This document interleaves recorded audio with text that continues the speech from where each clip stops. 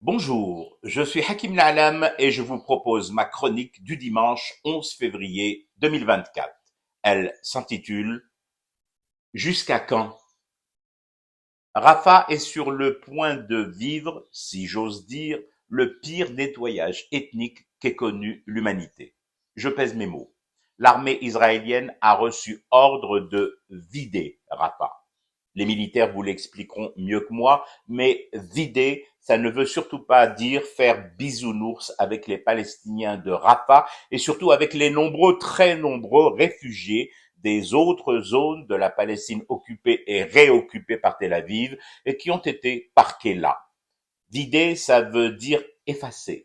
Effacer toute trace humaine de ces humains à qui les porte-mensonges de l'entité sioniste ont dit qu'ils seraient à l'abri des frappes de leur armée coloniale et de Hamas à Rafah.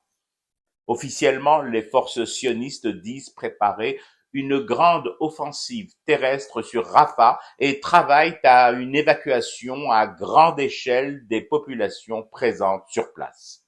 Évacuation, mais vers où cette fois-ci?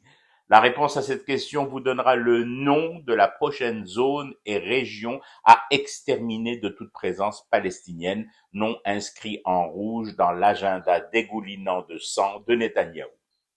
Une entité monstrueuse, armée du soutien de tout ce que compte cette planète d'assujettis au sionisme, va pratiquer la solution finale avec comme nouveau laboratoire, après ceux de Raza, de Jabalia et de Khan Younes, Rafah. Aujourd'hui, je dois le dire, je ne m'en prendrai pas au silence de cet Occident complice.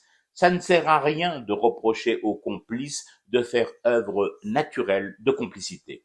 Je ne m'en prendrai pas non plus aux Khamis et Abayet arabo-musulmanes, aux rois, sultans et autres monarques d'îlots gazeux et prouteux pour leur reprocher une énième fois leur silence.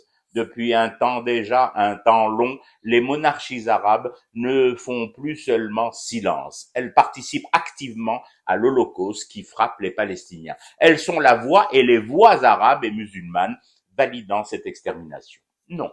Aujourd'hui, je vais dire son fait à nous.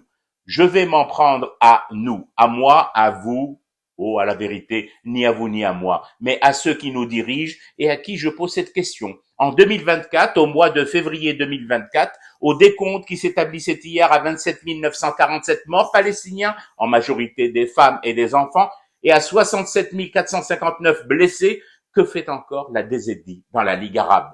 Que fait encore la DZI dans l'organisation de la coopération islamique?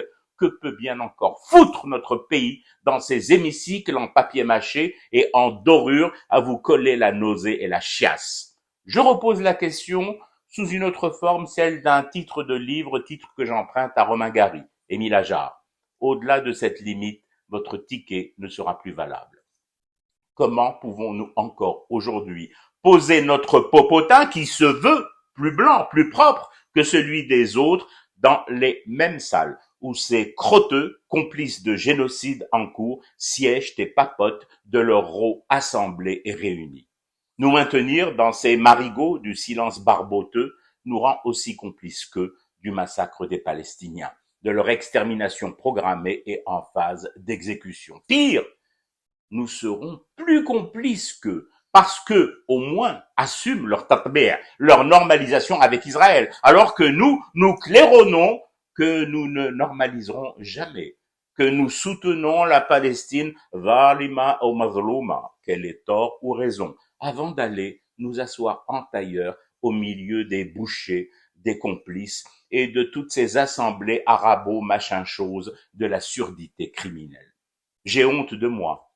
J'ai honte de nous, et par-dessus tout, honte à ceux qui dénoncent le bourreau et ripaillent avec ses assesseurs. Je fume du thé et je reste éveillé. Le cauchemar continue. C'était Hakim Na'alam, je vous retrouve demain pour une autre chronique et une autre façon de dire son amour à l'Algérie.